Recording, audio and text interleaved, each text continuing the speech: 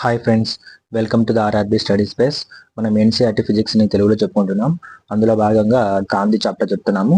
అందులో ఈరోజు పార్ట్ 7 అనమాట. ఇంకా రిమైనింగ్ ఒక పార్ట్ ఉంటుంది. రేపటితో కాంతి చాప్టర్ అనేది కంప్లీట్గా క్లోజ్ అవుతుందండి. నెక్స్ట్, ఎవరైనా మన కొత్త సబ్స్క్రైబర్స్ ఉన్నట్లయితే వాళ్ళు కనుక మన వింటున్నటువంటి కంటెంట్ని మొత్తం కూడా పీడిఎఫ్లో కూడా తీసుకోవచ్చండి. సో వీళ్ళు వాట్సాప్ కనుక మెసేజ్ కనుక చేస్తే నేను క్యూఆర్ కోడ్ సెండ్ చేస్తాను. మినిమం ప్రైస్తో మీకు పీడిఎఫ్లు అనేది ఇవ్వడం జరుగుతుంది. నెక్స్ట్, కాంతి పరిక్షేపణం. కాంతి పరిక్షేపణాన్ని మనం ఏమంటాం? స్కాటరింగ్ అంటాం అనమాట. సో కాంతి పరిక్షేపణాన్ని స్కాటరింగ్ అంటారు. సో అయితే ఏమంటాం? పరమాణువులు లేదా అణువులపై, ఏదైనా ఒక పరమాణువుల పైన లేక అణువు పైన కానీ కాంతి పతనం చెందింది అనుకోండి, అవి ఏం చేస్తాయి? ఆ అణువులు కాంతి శక్తిని శోషించుకొని, అంటే అబ్జార్బ్ చేసుకొని, అందులో కొంత భాగాన్ని వివిధ దిశల్లో ఉద్గారం చేస్తాయి, అంటే ఎమిషన్ చేస్తాయి అనమాట. ఇప్పుడు ఒక ఏదైనా చిన్న కణం ఉంది అనమాట, ఒక ఏదో దూది కావచ్చు, దుమ్ము, ఇట్లాంటి కణాలు అనుకుందాం ఉదాహరణకు. వాటిపైన ఎప్పుడైతే కాంతి అనేది పడింది అనుకో, ఆ కణం ఏం చేస్తుంది? ఆ కాంతిని అంతా అబ్జార్బ్ చేసుకొని తర్వాత ఏం చేస్తుంది అంటే వివిధ దిశల్లో ఇట్లా ఎమిషన్ చేస్తుంటుంది. ఇప్పుడు మీరు పక్కన ఇమేజ్ చూడొచ్చు. సూర్యకాంతి అనేది ఒక కణం మీద పడినప్పుడు చుట్టూ కూడా ఈమె ఇది స్కాటరింగ్ అయింది అనమాట, అంటే ఎమిషన్ జరిగిందని అంటున్నారు. ఇదే కాంతి పరిక్షేపణంలోని ప్రాథమిక నియమం అనమాట. సో బేసిక్ ప్రిన్సిపల్ లా ఏంటంటే, ఇది కాంతి పరిక్షేపణలో ఏదైనా ఒక కాంతి కిరణము ఒక కణం పైన, అణువు పైన పడినప్పుడు అది వివిధ దిశల్లో ప్రసారం అవుతుంది అని చెప్తుంది, ఉద్గారం అవుతుంది అని చెప్తున్నాడు. నెక్స్ట్, పరమాణువు లేదా అణువు పరిమాణాన్ని బట్టి వాటిపై కాంతి ప్రభావం ఆధారపడింది. అంతే కదా. ఇప్పుడు అణువు చిన్న అణువు అనుకోండి, దాని నుండి ఉద్గారమయ్యేటువంటి కాంతి తక్కువ పరిమాణమే ఉంటుంది. పెద్ద అణువు మీద ఉంది అనుకోండి, పెద్ద సైజు కలిగినటువంటి ఒక అణువు కానీ పరమాణువు మీద పడినప్పుడు నీకు ఉద్గారం అయ్యేటువంటి కాంతి పరిమాణం కూడా పెరుగుతుంది అనమాట. చూడండి, కణం పరిమాణం తక్కువగా ఉంటే ఆ కణానికి ఎక్కువ ఫ్రీక్వెన్సీ ఉంటుంది అనమాట. అంటే తక్కువ వేవ్లెంత్తో కాంతిలో ప్రవహిస్తుంది అనమాట.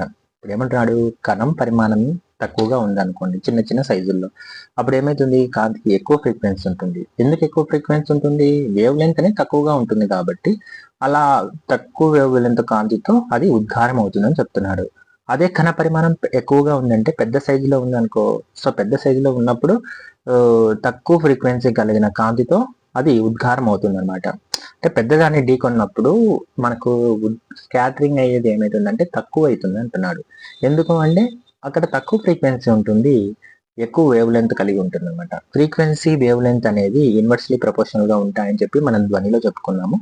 సో ఇప్పుడు నెక్స్ట్ వచ్చేసి, ఒక పరమాణుపై నిర్దిష్ట ఫ్రీక్వెన్సీ గల కాంతి పతనమైనప్పుడు ఈ కాంతి వల్ల పరిమాణువు కంపించడం, వైబ్రేషన్ చేయడం ప్రారంభిస్తుంది. ఏమంటున్నాడు? నువ్వు ఒక సైజులో ఎంతో కొంత సైజు కలిగినటువంటి ఒక అణువు తీసుకున్నావు, అణువు కానీ పరమాణువు తీసుకున్నావు. నువ్వు ఒక 50 హెర్ట్జ్ ఫ్రీక్వెన్సీ లేదా 100 హెర్ట్జ్ ఫ్రీక్వెన్సీ కలిగినటువంటి ఒక కాంతి అనేది ఆ అణువును ఢీకొంటా ఉంది అనుకున్నావు.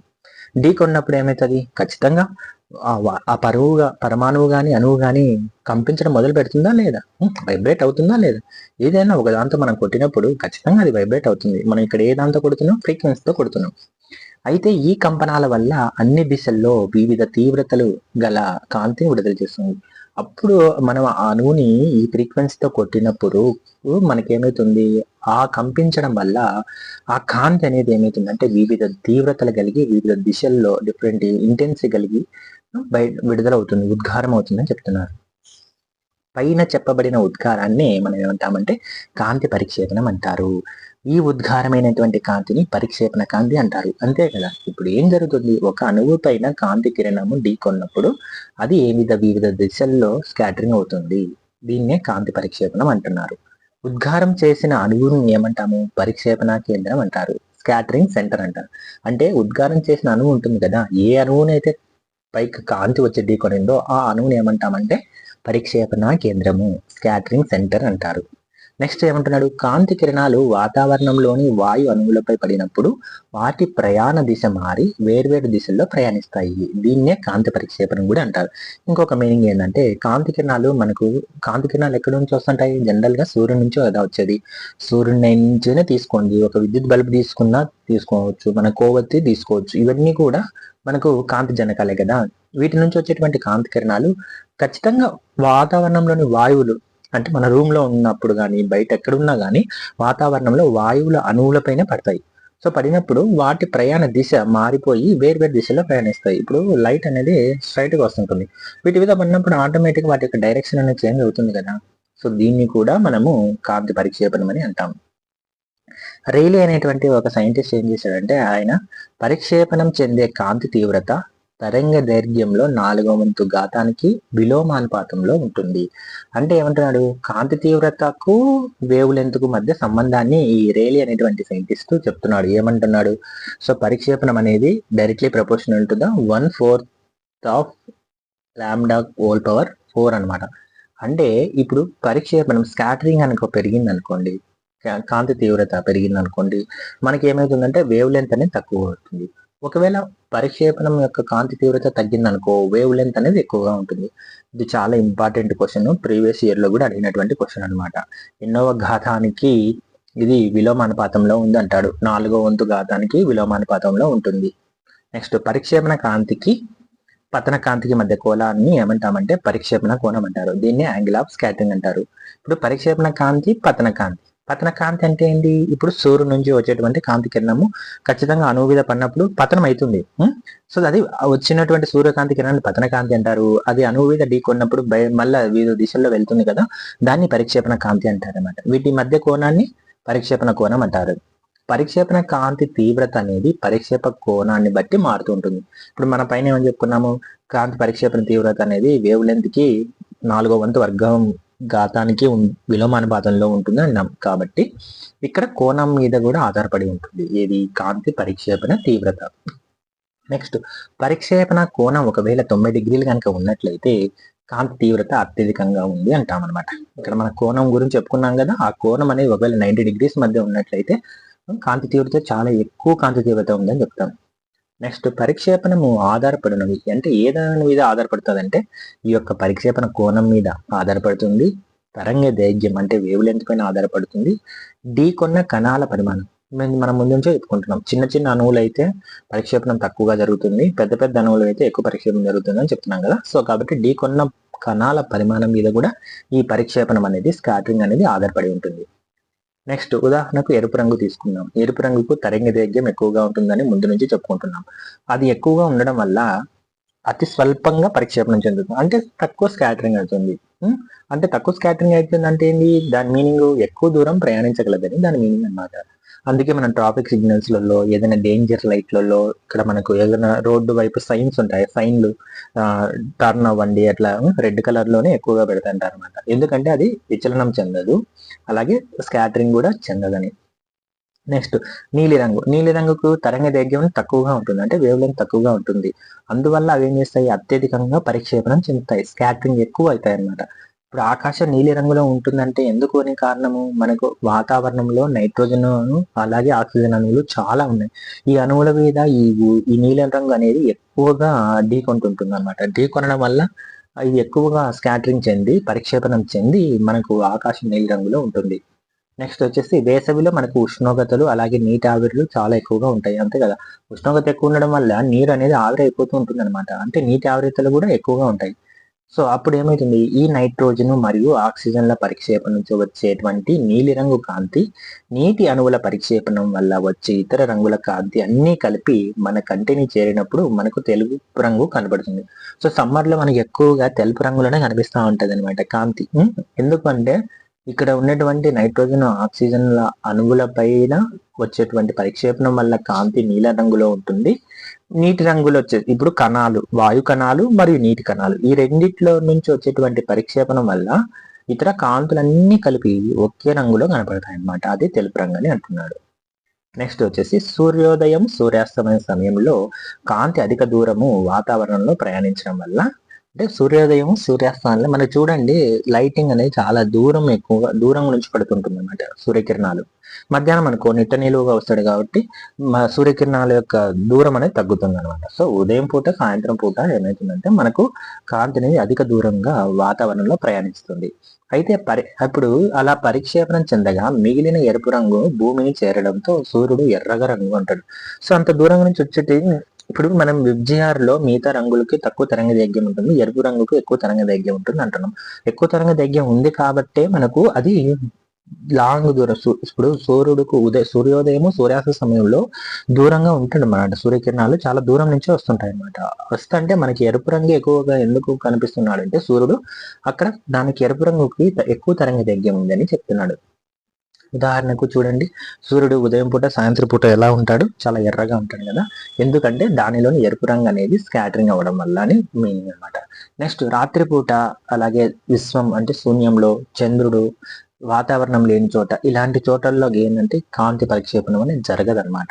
సో ఇలా మామూలుగా కాంతి అంత విశ్వం అంతా ప్రయాణిస్తుంటుంది, కానీ కొన్ని సందర్భాలలో అంటే రాత్రిపూటను అలాగే విశ్వంలోను చంద్రుడు వాతావరణం లేని ఈ ప్రాంతాలలో కాంతి పరిక్షేపణం జరగదు. వాతావరణం లేదంటే ఏంటి, వాతావరణం అంటేనే అనేక వాయువుల మిశ్రమం కదా, మనకు అటువంటి వాయువులు లేకపోతే ఈ కాంతి ఆ కణాల మీద ఎలా ఢీకొన్నది కదా, అందుకు అక్కడ స్కాటరింగ్ జరగదు, కాంతి పరిక్షేపణం జరగదు.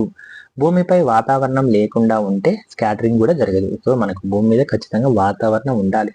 ఒకవేళ లేకపోతే ఇప్పుడు చందమామ మీద మనకు వాతావరణం లేదు కదా, అక్కడ వాతావరణం లేదు కాబట్టి మనకు అక్కడ స్కాటరింగ్ జరగదు అనమాట. అదే భూమి మీద స్కాటరింగ్ జరుగుతుందంటే మనకు అనేక వాయువుల మిశ్రమం కదా.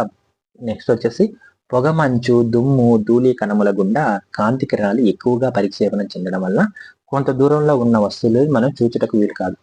ఇప్పుడు మనం చలికాలం చూడండి, వింటర్ సీజన్ లో ఎర్లీ మార్నింగ్ అనేది చాలా మంచు పడుతుంటుంది అనమాట. దుమ్ము ధూళి మంచు పట్టడం వల్ల మనకు ఎదురుగా వచ్చేటువంటి లైట్ వెహికల్స్ కనిపించవు అనమాట. అంటే లైట్స్ వేసినప్పటికీ కొంచెం మనకు మసకగా కనిపిస్తూ ఉంటాయి అనమాట. సో మనం ఇది కూడా ఎందువల్ల అంటే లైట్ అనేది స్కాటరింగ్ అవుతుంది అనమాట. ఎక్కువ కణాలు ఉంటాయి కదా, ఎక్కువ కణాల మీద కాంతి అనేది, ఇప్పుడు మనం బైక్ నడుపుతున్నాం అనుకోండి చలికాలంలో, సో ఎదురుగా వచ్చే వెహికల్ మనకు కనపరాదు. ఎందుకంటే మన లైట్ అనేది అనేక దుమ్ము ధూళి పొగమంచు కణాల మీద పడినప్పుడు ఎక్కువ స్కాటరింగ్ అయిపోతుంది అనమాట. కణాలు ఎక్కువ ఉన్నాయి, అందువల్ల ఎక్కువ స్కాటరింగ్ అయిపోతుంది. అందువల్ల మనము ఎదురుగా వచ్చేటువంటి వెహికల్ ని గుర్తించాలన్నమాట. దీనివల్ల యాక్సిడెంట్స్ కూడా జరుగుతుంటాయి. మనం పగలు ఎప్పుడు నక్షత్రాలను చూస్తాము, మామూలుగా నక్షత్రాలు మనం రాత్రిపూట చూస్తాము, కానీ పగటి సమయంలో కూడా చూడొచ్చు అంట. అది ఎప్పుడు, వాతావరణము అదృశ్యమైనప్పుడు, అంటే కనిపించకుండా పోవడం అనేది. జనరల్గా అయితే ఇది ఎప్పుడు సాధ్యం కాదనమాట. వాతావరణం లేకపోతే మనం అస్సలు బతకలేము కాబట్టి వాతావరణం మనం డే టైంలో ఎప్పుడు కూడా నక్షత్రాలను చూడలేము అనమాట. ఇది సూర్యుడు అనమాట ఎర్రగంట. నెక్స్ట్ వ్యోమగాములు ఉంటారు కదా, అంటే ఆస్ట్రోనాట్స్ అనమాట. ఆస్ట్రోనాట్స్ అనేది ఆకాశం వాళ్ళకి ఎలా కనిపిస్తుంది, నలుపు రంగులో కనిపిస్తుంది. వాళ్ళకి భూమి ఏ రంగు కనిపిస్తుందంట, నీలి మరియు వెండి రంగుల మిశ్రమంగా కనిపిస్తుంది. నీలి రంగులో ఎందుకు కనిపిస్తుంది అంటే మనకు భూమి మీద నీరు ఉంటుంది, అడవులు పంట పొలాలు ఉంటాయి కదా, వీటి వల్ల మనకు నీలి రంగులో కనిపిస్తుంది. వెండి రంగులో కనిపిస్తుంది అంటే ఇసుక మట్టి రాళ్ళు ఎడారులు ఇవన్నీ ఉంటాయి కదా, దీనివల్ల మనకు భూమి అనేది వెండి కలర్ లో కనిపిస్తుంది. ఇప్పుడు ఈ ఇమేజ్ లో చూడండి, భూమి నీలము మరియు అలాగే వెండి కలర్ లో మెరుస్తుంది కదా. ఎందుకు మెరుస్తుంది, నీలం కలర్ లో అంటే నీళ్లు పంట పొలాలు అడవులు చెట్లు వీటి వల్ల నీల రంగులో ఉంటుంది. ఎక్కడికి ఎందుకు ఎవరికి ఇలా కనిపిస్తుంది, ఫర్ ఎగ్జాంపుల్ ఆస్ట్రోనాట్స్ ఉంటారు కదా, వ్యోమగాములు అంతరిక్షంలో ఉన్నప్పుడు వాళ్ళకి ఇలా కనిపిస్తుంది. నెక్స్ట్ వచ్చేసి ఇప్పుడు ఓమేగామి ఉన్నాడు కదా, వీళ్ళకు చూడండి ఆకాశం అంతా బ్లాక్ కలర్ లో కనిపిస్తుంది అనమాట, నలుపు రంగులో కనిపిస్తుంటుంది. ఎందుకంటే అక్కడ కాంతి కిరణ ఎటువంటి కణాలు లేవు, వాతావరణం లేదు కాబట్టి.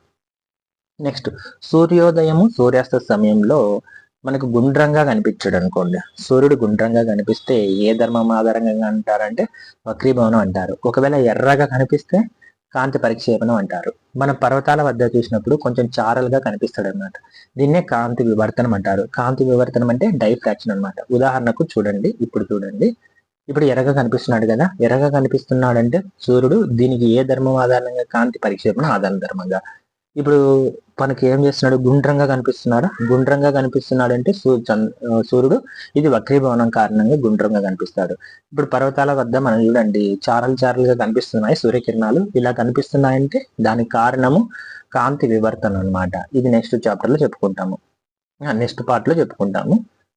నెక్స్ట్ ఏమంటున్నాడు, రామన్ ఎఫెక్ట్ కూడా స్కాటరింగ్ పైనే పడి ఉందన్నమాట. సివి రామన్ అనే తను కూడా ఈ రామన్ ఎఫెక్ట్ ని కనుగొన్నాడు కదా. ఈయన ఏం చేశాడంటే పారదర్శక ద్రవ పదార్థాల గుండా కాంతి ప్రయాణించినప్పుడు వాటి శక్తుల యందు మార్పు రావడం గమనించాడు అనమాట. ద్రవ పదార్థాలు అంటే నీరు, నూనె ఇలాంటివన్నీ ఉన్నాయి కదండి, కిరోసిన్, ఇలాంటి ద్రవ పదార్థాల ద్వారా కాంతిని పంపించినప్పుడు వాటిలో కాంతిలో శక్తి ఉంటుంది కదా, ఆ శక్తిలో ఏమేమి మార్పులు వచ్చాయి అనేది ఈయన ప్రయోగపూర్వకంగా నిరూపించాడు అనమాట. సో 1928 ఫిబ్రవరి 28న ప్రయోగం చేసి నిరూపించాడు కాబట్టి మనం ఆ ఫిబ్రవరి 28ని నేషనల్ సైన్స్ డేగా మనం జరుపుకుంటాం అనమాట. నెక్స్ట్ కాంతి వ్యతికిరణం. కాంతి వ్యతికిరణాన్ని మనము ఇంటర్ఫిరెన్స్ అంటాం అనమాట. ఇంటర్ఫిరెన్స్ అంటే ఇప్పుడు ఏమంటున్నాడు, రెండు లేదా అంతకన్నా ఎక్కువ కిరణాలు ఒకదాని మీద ఒకటి అధ్యారోపణం చెందినప్పుడు వాటి ఫలితంగా కంపన పరిమితి తరంగ దైర్ఘ్యంలో మార్పు వస్తుంది. ఇప్పుడు ఒక కిరణానికి ఒక కంపన పరిమితి అంటే యాంప్లిట్యూడ్ ఉంటుంది, తరంగ దైర్ఘ్యం అంటే వేవ్ లెంత్ ఉంటుంది. ఇంకొక తరంగానికి కూడా అలాగే ఉంటాయి కదా. ఇవి ట్రావెల్ చేస్తున్నప్పుడు ఒకదాని మీద ఒకటి ఓవర్టేక్ చేయడం అనమాట. లైక్ ఓవర్టేక్ చేసినప్పుడు వాటిల్లో ఇవి ఒకదాని మీద ఒకటి పడినప్పుడు అవి కన్ఫ్యూజ్ అయిపోతాయి కదా, అంటే మిక్స్ అయిపోతాయి. అంటే ఏమంటాడు, కంపన పరిమితి అలాగే దైర్ఘ్యంలో మార్పు వస్తుంది అంటున్నాడు. నెక్స్ట్, రెండు కాంతి కిరణాలు ఒకే దిశలో ప్రయాణించినప్పుడు ఒకదానిపై ఒకటి అధ్యారోహణం అంటే ఇంటర్ఫరెన్స్ చెంది ఒక బిందువు వద్ద కాంతి తీవ్రత గరిష్టంగాను మరొక బిందువు వద్ద కనిష్టంగా ఉంటుంది. అంతే కదా. కొన్ని చోట్ల ఏమైతాయంటే ఎక్కువ ఉంటుంది, తీవ్రత ఉంటుంది కాంతి, కొన్ని చోట్ల తక్కువ ఉంటుంది. ఎందుకు, రెండు ఒకే దిశలో ప్రయాణించేటప్పుడు ఒకదాని మీద ఒక పడ్డప్పుడు. నెక్స్ట్ వచ్చేసి దీన్నే థామస్ యంగ్ అనేటువంటి సైంటిస్ట్ కనుగొన్నాడు. ఉదాహరణకు నీటిపై నూనె కనుక మనం పోసినప్పుడు అది పలచగా తేలియాడింది అనుకో, నీటిపైన మీరు ఇప్పుడు ప్రయోగం చేయొచ్చు. నీటిపైన కొద్దిగా నూనె వేసారనుకో అది పల్చగా పైన తేలుతుందనమాట. తేలిందనుకో ఇది ఏ ధర్మం, తలతన్నితని ధర్మం. ఇది పదార్థాలు అనేటువంటి చాప్టర్ లో వస్తుంది. సో ఎందుకంటే మనం ఒకే చోట కన్ఫ్యూజ్ అవ్వకూడదు అని చెప్తున్నాను అనమాట. నీటిపైన నూనె పల్చగా తేలియాడితే ఏ ధర్మం అంటారంటే తలతన్నిత ధర్మం అంటారు. ఒకవేళ నీటిపైన రంగులు కనపడితే మనం దాన్ని వ్యతికిరణం అంటారు, అంటే ఇంటర్ఫిరెన్స్ అంటారు. ఉదాహరణకు ఇది చూడండి, మనము నీటిపైన నూనె కనుక పోసినట్లయితే ఇలా అనిపిస్తుంది కదా. సో ఇలా పైన తేలియాడితే దాన్ని తలతన్నెత్తే అంటారు, సర్ఫేస్ టెన్షన్ అంటారు. ఇట్లా రంగులు రంగులుగా ఏమైనా కనిపించాయంటేనా దాన్ని ఏమంటారంటే వ్యతికిరణం అంటారు. నెక్స్ట్, సబ్బు బుడగ లేదా ఏదైనా సబ్బు నురగ మనం బట్టలు వాష్ చేసేటప్పుడు లేదా సబ్బు వాటర్తో మనం బుడగలు ఆడుకునేటప్పుడు సో అవి బుడగలు గోళాకారంగా వస్తాయి కదా, గోళాకారంగా వస్తే దాన్ని తలతన్నిత అంటారు. ఒకవేళ రంగులు కనపడితే దాన్ని వ్యతికిరణం అంటారు. సో ఉదాహరణకు ఇక్కడ చూడండి, ఇది ఒక వాటర్ బబుల్ అనమాట. ఈ బబుల్ గుండ్రంగా ఉందంటే దీనికి కారణం తలతన్నిత. ఈ బబుల్ పైన రంగులు కనిపిస్తున్నాయి కదా, ఇది ఏం కారణం అంటే కాంతి వ్యతికిరణం అనమాట. నెక్స్ట్, కాంతి వివర్తనం. కాంతి వివర్తనాన్ని డైఫ్రాక్షన్ అంటారు. డైఫ్రాక్షన్ అంటే ఏంటి, కాంతి కిరణాలు ప్రయాణిస్తున్న మార్గంలో ఏదైనా వస్తువు అడ్డు తగిలితే ఆ వస్తువు యొక్క తలాల వద్ద వంగి ప్రయాణిస్తుంది. ఇప్పుడు సపోజ్ జనరల్ గా ఇప్పుడు మీరు చీమలు లైన్ గా వెళ్తుంటాయి కదా, సో మీరు ఏదైనా ఆ లైన్ కి మధ్యలో ఏదో ఒకటి అడ్డు పెట్టండి, ఒక చిన్న పుల్లను ఒక చిన్న ఏదైనా రాయి అడ్డు పెడితే ఆ చీమలు ఏం చేస్తాయి, దాన్ని అటువైపు నుంచి మళ్ళీ ప్రయాణం చేస్తాయన్నమాట. సో అదే విధంగా కాంతి కిరణాలు కూడా ప్రయాణిస్తున్న మార్గంలో ఏదైనా ఒక వస్తువు అడ్డంగా వచ్చిందనుకో ఆ వస్తువు యొక్క తలాల వద్ద వంగి ప్రయాణిస్తాయి అన్నమాట, అంటే సైడ్కి వెళ్ళిపోతుంది. కాంతి వలె ధ్వని కూడా వివర్తన ధర్మాన్ని పాటిస్తుంది. అంటే కాంతి ఏ విధంగా అయితే వివర్తన పాటిస్తుందో ధ్వని కూడా వివర్తన పాటిస్తుంది. ధ్వని వివర్తనం అనేది మనం ధ్వని చాప్టర్లో చెప్పుకున్నాం. ఏంటంటే ఇప్పుడు ఫర్ ఎగ్జాంపుల్ 2 రూములు ఉన్నాయన్నమాట. మనం ఒక రూమ్ లో మాట్లాడినా లేదా ఏదైనా శబ్దం చేసినా పక్క రూమ్ లోకి వినిపిస్తుంది కదా, సో దాన్ని ధ్వని వివర్తనం అంటారు. నెక్స్ట్, కాంతి వివర్తనం ఆధారపడేది. ఇక్కడ కాంతి వివర్తనం కూడా కోణం ఎంత యాంగిల్ తో ఉంటుంది, తరంగ దైర్ఘ్యం మీద అంటే వేవ్ లెంత్ మీద, అలాగే అడ్డు తలాల పరిమాణం అంటే ఎంత అడ్డోనికి తగులుకుంది, చిన్న పరిమాణం కలిగిన అడ్డు వచ్చిందా కాంతికి, లేదా పెద్ద పరిమాణం సైజు కలిగినటువంటి అడ్డు వచ్చిందా అనేది కూడా ఆధారపడి ఉంటుంది అన్నమాట. సో మన కాంతి వివర్తాన్ని గమనించే సందర్భాలు ఎక్కడికెక్కడ గమనిస్తుంటాము. ఉదాహరణకు చేతి వేళ్ల మధ్యలో దూరంగా ఉన్న దీపాన్ని మనం చూసినప్పుడు అనుకో, మీరు చేతి వేళ్లతో ఎప్పుడైనా కానీ మీరు ఇప్పుడు ఉన్నారు మీ రూమ్ లో ఏదైనా లైట్ వెలుగుతున్నా లేదా ఏదైనా క్యాండిల్ కనుక ఉందనుకోండి, మీరు ఒకసారి 2 చేతుల మధ్య చూడండి, మీకు చేతి వేళ్ల మధ్యన కనిపించేటువంటి కాంతి ఏమవుతుందంటే ఇక్కడ మనకు కాంతి వివర్తనం అంటారు. ఉదాహరణకు ఇక్కడ చూడండి, 2 చేతుల మధ్యలో మనకు కాంతి ఎలా కనిపిస్తుంది, అలా కనిపిస్తుంది కదా, సో దీన్ని కాంతి వివర్తనానికి ఉదాహరణ అంటారు. స్కానింగ్ చేస్తుంటారు కదా మెడికల్ హాస్పిటల్లో, వివర్తన ధర్మం ఆధారంగా శరీరంలోని అవయవాలను గుర్తించడం కూడా ఈ కాంతి వివర్తన ధర్మం మీద ఆధారపడి ఉంటుంది. అయితే ఇక్కడ ఈ స్కానర్ లో మనకు అతిధ్వనులు కూడా ఉపయోగిస్తారన్నమాట.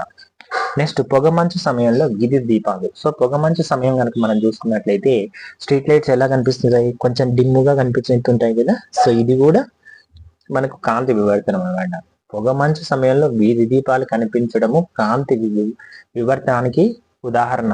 అదే మనకు పొగ దుమ్ము వల్ల సో లైటింగ్ సరిగా కనిపించకపోతే దాన్ని కాంతి పరిక్షేపణం అంటారు, స్కాటరింగ్ అంటారు. సో కన్ఫ్యూజ్ అవ్వకండి, కాంతి వివర్తనానికి కాంతి పరిక్షేపణానికి. నెక్స్ట్ ఏమంటున్నాడు, మబ్బు చాటున సూర్యకిరణాలు. సో మబ్బు చాటున సూర్యకిరణాలు మనకు ఎలా ఉన్నాయి, సో ఇట్లా మనకు మబ్బుల మధ్యన సూర్యకిరణాలు ఇలా కనిపిస్తున్నాయి కదా. సో ఇలా కనిపించడాన్ని కూడా మనం ఏమంటామంటే కాంతి వివర్తన కిందకి వస్తుంది అనమాట.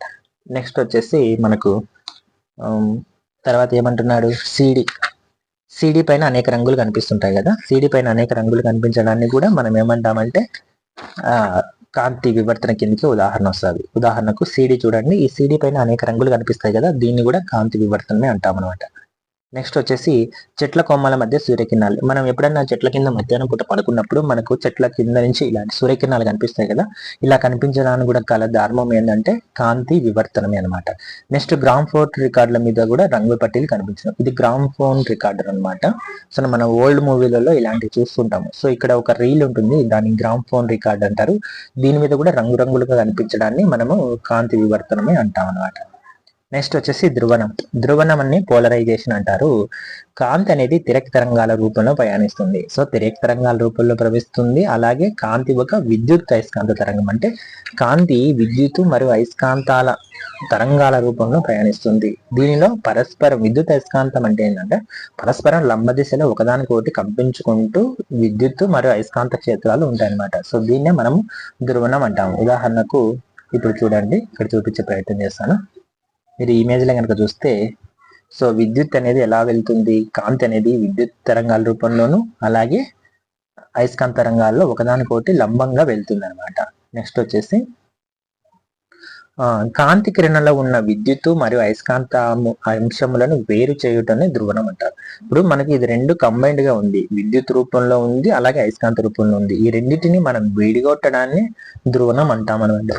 నెక్స్ట్ సన్ గ్లాసెస్ లేదా పోలరైడ్ గ్లాసెస్ అనమాట. మనము ఈ సన్ గ్లాసెస్ పెట్టుకుంటాం కదండి, ఈ సన్ గ్లాసెస్ లేదా పోలరైడ్ గ్లాసెస్ ని మనకు ఏం చేస్తాయంటే ఎండ తీవ్రతను నుండి కాపాడి మనకు చలవనిస్తాయన్నమాట. ఇవి ఏం చేస్తాయంట, ఎండ తీవ్రత నుండి కాపాడి మనకు చలవనిస్తాయన్నమాట. నెక్స్ట్ 3D మూవీస్ అలాగే మనం 3D ఫొటోస్ చూస్తుంటాం కదా. సో వీటికి తయారీకి ఏం వాడతారంటే ఈ యొక్క కాంతి ధ్రువణం అంటే పోలరైజేషన్ వాడతాం. ఇప్పుడు మనకు 3D మూవీస్ చూస్తుంటాం కదా, ఇలాగా 3D మూవీస్ చూస్తున్నామంటే మనకు ఈ మూవీస్కి వెళ్ళేప్పుడు 3D గ్లాసెస్ ఇస్తారు కదా. సో ఇవి అనేది కూడా ధ్రువణానికి ఉదాహరణ అనమాట. నెక్స్ట్ ధ్వని తరంగాలు ధ్రువణ ధర్మాన్ని పాటించలేవు అనమాట. సో మనము కాంతిని మనం 3D రూపంలో చూడవచ్చు, కానీ ధ్వనిని మనం 3D రూపంలో వినలేం కదా. సో కాబట్టి ధ్వని అనేది ధ్రువణం చెందలేవు, కాంతి మాత్రమే ధ్రువణం చెందుతుంది. So remaining part last part next క్లాస్లో ఎక్స్ప్లెయిన్ చేసుకుందాం. Thank you.